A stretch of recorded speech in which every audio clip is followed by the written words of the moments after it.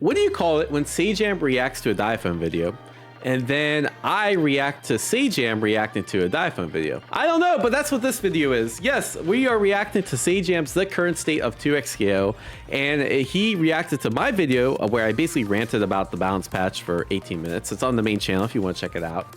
And he called it The Current State of 2xKO, which is interesting because I don't think my video really represents the current state of 2xKO. I'm sure Sajam gets into it. I haven't fully watched his reaction, but I want to kind of preempt this video with a few things about my thoughts on the state of 2xKO. The first thing, and this is actually what Sajam talks about for the first like 4 minutes of the video. We're gonna skip it because it wasn't a reaction to my stuff, but he basically says the game is more balanced than ever. And I agree. You know, this was my tier list. If I had to make a tier list, like from looking back from closed beta, it would probably be this. Echo and Yasuo were way more broken than we initially thought, right? I mean, we're talking about before, like these characters have gotten nerfed so much and they're still the most popular team. Yasuo used to do way more damage. He used to have, you know, better super assist. JS1 was legitimately a broken tool. These characters were absolutely insane. And now I think the tier list looks something like this. And actually, if they just released the, you know, 1.0.3, the 2xKO hotfix on December 1st. So actually, I think this moves the Yordle down to like here. And I'm not gonna explain it because these are just my gut feelings on like where the patch is. And I think you could make an argument for like any character in this tier to be switched. Like I think some people would argue like Warwick's down here. Some people argue like Europe think highly of Vi, they probably put Vi like here. Some people, you know, think Jinx is worse. Some people think Darius is slept on. That's not the point of this video. The point of this video is the game is the most balanced it's ever been. There's no longer two tiers separating like someone like Darius and someone like Echo or Yasuo. Although I do think Echo and Yasuo are still the strongest in the game and the tournament results still prove that. Right. The second thing I want to talk about is I want to call this like a bit of a lull, but it feels like we are waiting for season 1 to come up.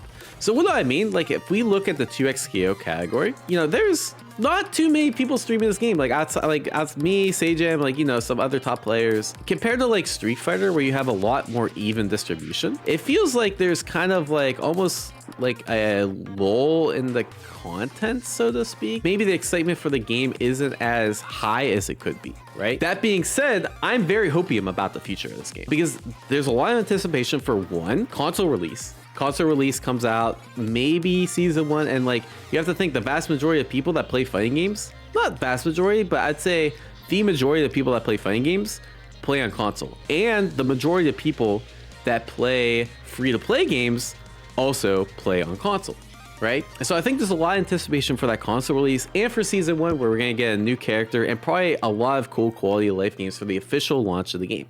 So I'm actually, while it does feel like there's a little bit of a lull in terms of like competition and that sort of thing, I think I'm actually pretty hoping for the future, right? I think the next, like probably the time period from January to like April, May, June, when Marvel Token comes out, is probably going to be the deciding factor for 2xKO. If the game does well during then, I think it'll only continue to get better because I think the base quality and the base gameplay is actually like really good. Overall, the game is quite good. It just needs that kind of momentum behind it. We also have this, you know, we're kind of like, again, in the waiting period. The biggest tournament coming up, the biggest 2xKO tournament probably ever, is actually coming up in a little under 2 months, right? This is Frosty Fausting's 50 grand prize pool, which is significantly more than, you know, the 5 grand prize pool tournaments that Riot's been hosting like every week. So we got this going on too. So, and again, this isn't stuff I talked about in my video, but when I think of the current state of 2xKO, I think about these things, right? I think the game is the most balanced it's ever been. I feel like it's in a little bit of a lull because, you know, they're just kind of trying to get the game into like the correct state, right? They're nerfing a lot of things. They're not really adding much, but I feel like this is all leading up to a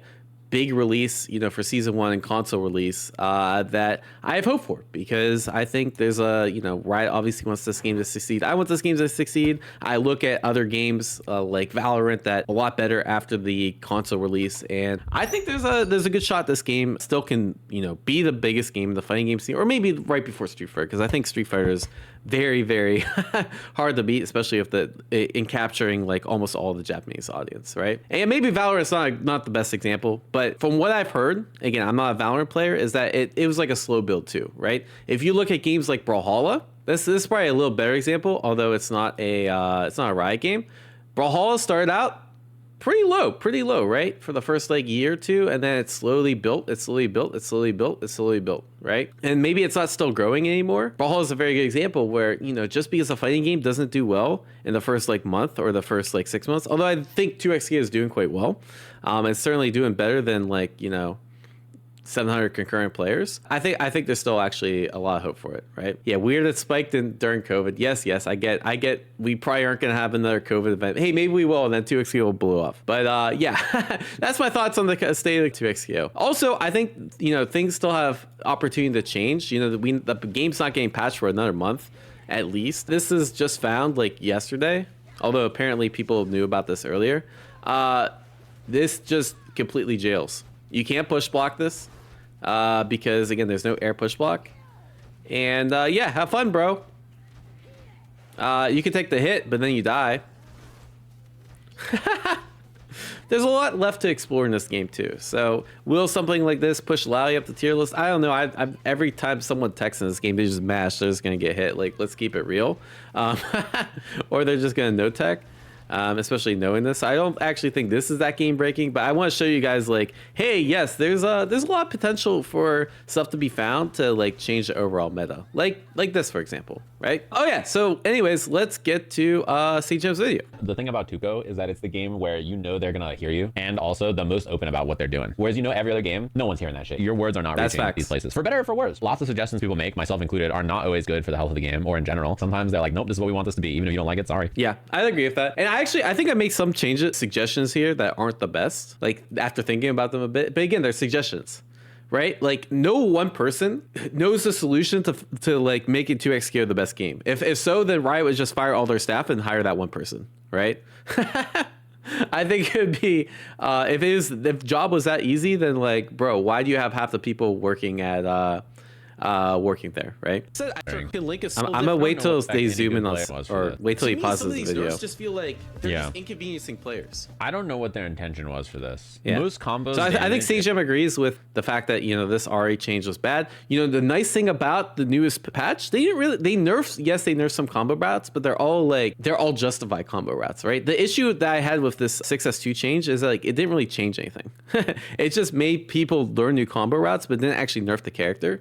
So if you're going to change the combo routes, like, hey, make it so it actually nerfs the character. And if you look at the Teemo changes, that's actually what they did. Like, yes, they nerfed some things about the character, but like, and they changed some combo routes, but it actually nerfed the character, which is like, yes, that's the direction you should be taking it. It did nerf damage somewhat. Okay, so SKD actually has a post. Again, I don't want to like play 1v700 or however many people I have in here, but like, you know, this is this is interesting. So thought dump on RAJ6S2 nerf. Feels like we know enough about our combo potential overall to provide commentary. I think this really missed the mark. Affects mid-level B&Bs way more than top-end potential. Average top-end loss is significantly less. Lost 6 damage. So top end Steam stuff is 0 to 7 damage less. So you're telling me like you made everyone learn the new B&B just so it could do somewhere between 0 to 7 damage less, right? Like that's my issue. My issue is not that, you know, we're nerfing combos because like Chemo combo game's too good or RA Teemo game's too good. It's the fact that like you're making people learn new combos just for the sake of learning new combos, right? I can't keep up with this. I play Yasuo. What I prefer the because he can't do combos also. Right? He bragging on my combos. He's right. So it's actually really funny. I was talking to Sajam about Marvel Tokon because we didn't have training mode, and I'm like, bro, that's perfect. I just get to play the game. I don't want to lab combos. And like Sajam's much more like, Sajam likes combos way more than I do, right? Like in my opinion, like if I want to get good at a game as fast as possible, like I should not be learning combos, and therefore that's not what I want to learn, right?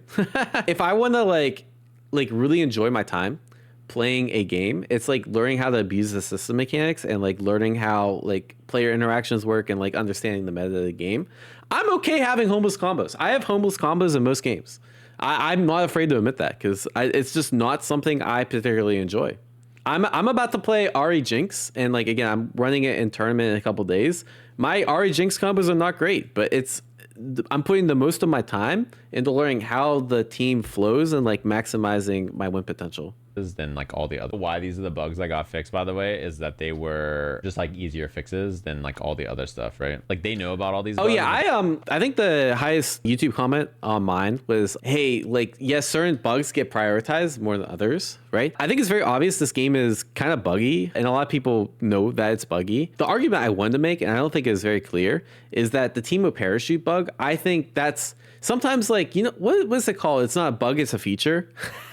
I think they should have left it in, right? Because I thought it was a cool feature that, like, you know, a lot of the defining features of fighting games are initially bugs, right? Street Fighter 2 combos were a bug. Like the original combo was actually a bug. It wasn't meant to be. So that's what, like, I'm sure this is what this is talking about, like how one glitch changed fighting games forever. Like combos were initially a bug. So like imagine not having combos because the devs decided to fix the combo bug. Yeah, like combos were, as a concept, were just unintentional, right? So like just because something is a bug doesn't need to be means it needs to be fixed, right? Is what I'm trying to say here, because I thought keeping Teemo parachute in like add depth to the game, and that's the same thing about the echo point too, right? But like I do agree that like I should have pointed out, like I should give Riot more benefit of the doubt. Is like, yes, there's a lot of bugs, but like I'm sure some of these are like harder to fix than like they actually are. Yeah, wave dash and melee. Imagine if melee didn't have wave dashing, that game would be like, maybe not that much worse, but it'd be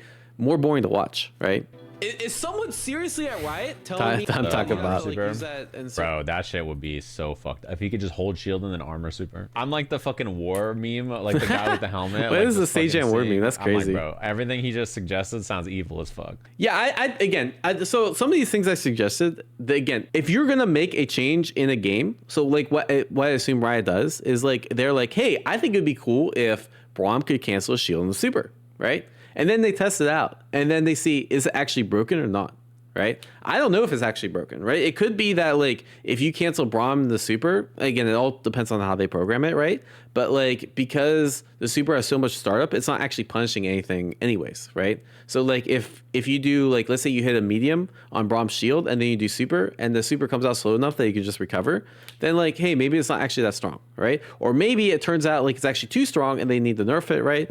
Again, these are just suggestions, of course. This is an interesting point. I think Yasuo will need compensation maybe if they actually eventually nerf the good stuff about him. But they just really haven't nerfed a lot of the good stuff, so I don't know that he needs it necessarily. A good example of this is like, you know how they nerfed Ed in Street Fighter 6? He's one of the best characters in the game still, but they like nerfed his corner control and his like auto flicker stuff that was bullshit. And then they gave him better routes. So they're like, okay, now he has to spend more resources to get the same kind of corner position that he used to, but we're going to give him like better combos from on every position on the screen, so he has some more. I generally like compensation buffs. Ended up being huge, and that kind of stuff. Because I think it, to me, it's like, yes, it's not necessary for the balance of the game, but it makes it more fun, right? Like if I'm playing a character that just gets nerfed 3 patches in a row, like it gets a little boring because I feel like I'm just doing the same thing, but like at a lower power level, right? Where if you, one, buff a little bit more, and then 2, like add compensation nerfs, buffs, then at least it feels like I'm doing like I actually have stuff to explore. I have like new shiny toys to play with, right? I really prefer they let some characters stay how they are and do some system changes first. You could do that. The thing is, I don't know what I'd change about the system. I think system changes overall are harder, right? So I'm not opposed to that. The issue is like, how do you make a meaningful system change without like, yes, I take that back. Like this was a very good system change here, like about the meter gain reduction. But at the same time, like very big system changes, like I call this like a medium or like small system change, I think are very hard without like drastically impacting the balance, right? Because it affects like every character interacts with the system change differently. So for example, this meter gain reduction, thankfully, like it impacts mostly top tiers, right? Look who can do a super big combo. Yasuo, Echo. Okay, Yasuo is not the best example because like he has Mickey super, but it's not like the best compared to like Echo and Ari, right? So Echo, Ari, like the 2 main offenders. And then it's like Lowy can technically do it, but it's not amazing. Yasuo can do it. But overall, these characters like on the stronger side, right? Teemo too. Yeah, I forgot Teemo. So like it hits the right people, right? So like this is a good system change, but it's kind of hard to like make these system changes, right? Like I can't think of one system change that I'd make that like would drastically make the game better without impacting balance too much. Mix of character up close. I like him having good movement and normals. I don't really like that he can disengage like that so strongly. I think that is too good probably. But the rest of his kit I think is in a really good spot. I can feel the difference in power level from him from patch to patch much greater than when I play Yasuo, and I feel like I'm basically playing the same character now. Yeah, it's interesting because I feel like Echo and Yasuo have got nerfed pretty similarly. Like I don't know who's better between Echo and Yasuo, and like 3 patches ago I still don't know who's better, right? But I know what Sajam's saying is like when you call my time, like it's visibly worse, right? Where Yasuo, it's like, okay, Yasuo still has some stuff. Like for example, if you call a super assist, it's so much worse. Like JS1 is very obviously nerfed compared to like on launch, right? But a lot of it's like damage or like, hey, I no longer cancel my overhead and stuff. I don't know what they're gonna do to him, but I don't know. I'm a little worried that he's gonna actually finally find his good nerfs. They're gonna find like what makes fighting against this character suck ass, and then immediately he'll be too weak and feel a lot worse because of all the other incremental. The thing is, I don't think it's just one nerf, but I think my because you can keep nerfing random shit and eventually it'll get worse, right? Like if you keep toning down his damage, you keep toning down like some of the frame data and stuff, eventually it's gonna get worse. But I see what I think Sajam's saying is like you want to be careful about over nerfing, right? Because right now you feel strong, and I agree. Yeah, it's a tricky thing to do. I think it's legitimately tricky. I gotta see what he says about this. This is me saying that I think Juggernaut and Sidekick should be better because they have no competitive viability. Juggernaut. Box playing Juggernaut before they nerfed it. The way Juggernaut was before was maybe the worst play pattern I think the game has ever had, which is the round starts, you fling yourself at your opponent, you get hit, you always have burst, you burst, and then you run at them, and either you hit them and instantly kill them, or you don't hit them and you lose. And Box learned one combo with Vi that's not even our optimal combo, but it would just TOD everyone because of Fury Juggernaut. And then he was like, man, it kind of sucks that in this game you just learn one combo and everybody dies in one hit. Like, there's not even really any fun stuff to learn. Like you just learn one thing and you die. And I'm like, you're playing Juggernaut with Fury. Sidekick, I think, has some shit, actually. I think it's a little underexplored, but I think the real thing is playing 2 characters is the fun in the game for most people. And a handshake tag is so powerful that you got to make the other fuses really, really, really strong to get around it. I also think that at lower levels, from all the stuff that I watched, Juggernaut is quite good. If they're viable at competitive play, they're probably broken at every other level of play. Juggernaut is brutal for new players, I think.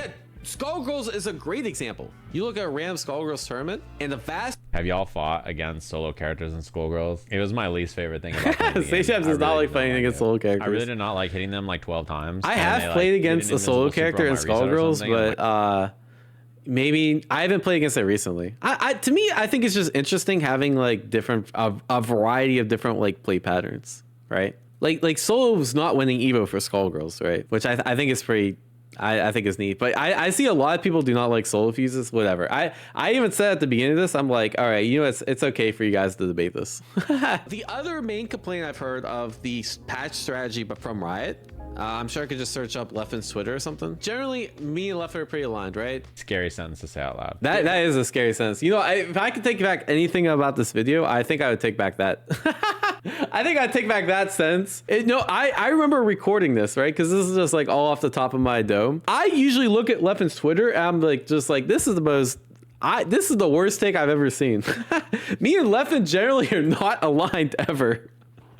So the fact that like I was just legitimately surprised. I thought he was gonna be tweeting like some crazy shit. Yeah, I'll take that line back. I'll take that line back. I made my bed, now I gotta sleep on it, I guess. I might get canceled for that one.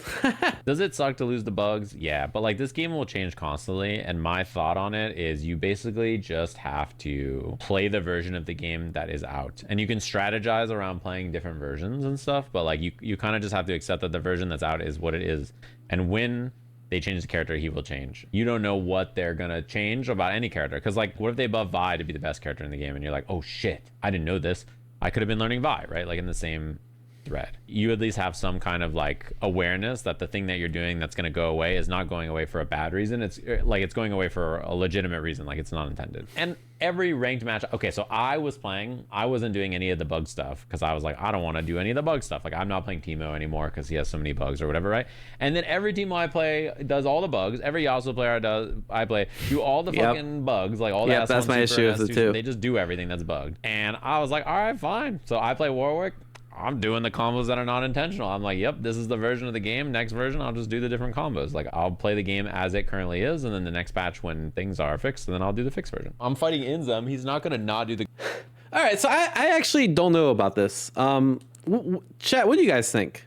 So if I was asked a question, do you want to know what's a bug and like what the developers are going to change in advance before they actually do it? Like let's say like a few weeks in advance, I would have unequivocally said yes. I'm like, that sounds like a great idea. More communication, better. Now I'm not so sure, honestly. It's something I've thought about. Like, would I have, like, let's say again, season 1's coming up, right? If the developers were to say what's changing in season 1 right now, and we can't play the game, we can't play season 1 for 6-7 weeks, would you want to know that? I don't think I want to know what changes in season 1, because right now that would just make me feel like we're in even more of a waiting period.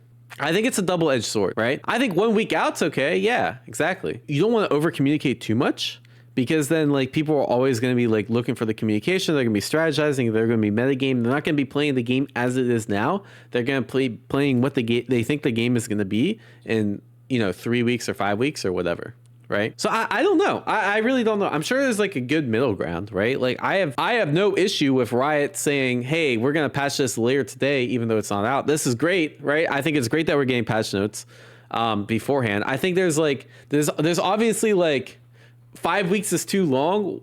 1 day is like obviously, or like patch notes after the patch, which by the way, a lot of companies do, is probably too short, right? So there's probably like a middle ground. I just don't know what that is, right? It was a weird feeling knowing that Teemo is going to get nerfed for like weeks, and it's like, all right, I just don't want to play the character, right? So I don't know. I really don't know. I know a lot of people are like, yeah, communicate everything, but I'm not sure. To me, honestly, I'm just not sure, but it's a weird feeling for sure. I don't want implications of what's going to be changed rather than just knowing 100% what's going to change. Okay, to me, it's like, I do want to know when things are going to change, right? Like, I do want to know that like, hey, season 1's coming out this date, and this is when this is when like I have to be ready for things to change, right? I do like that. Yeah, I'd say overall, I actually think it's a pretty good patch. Like man, that's funny. Yeah, I'd say overall, I actually think it's a pretty good patch. Like, man, that's funny. They already said, yo, we're gonna fucking. I feel like he cut at the wrong time. I don't know what he's talking about. And then later on,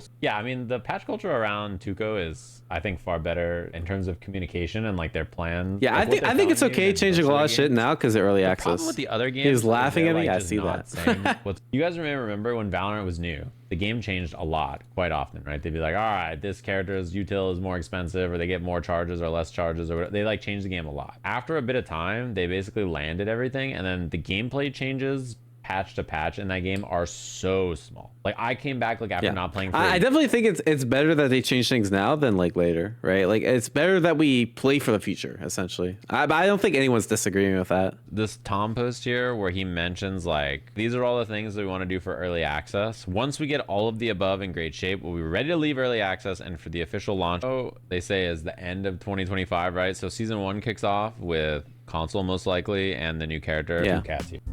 All right, yeah, I generally agree. I don't think CJ really had any two hot takes. Kind of just reiterate what I talked about, except does not like solos, and point out my lack of Twitter acumen. But other than that, like, yeah, I generally agree. I think Sajam brought up a few good points that I didn't really touch on, right? Which is one, like, it's really good that things are changing now compared to later, which I totally agree.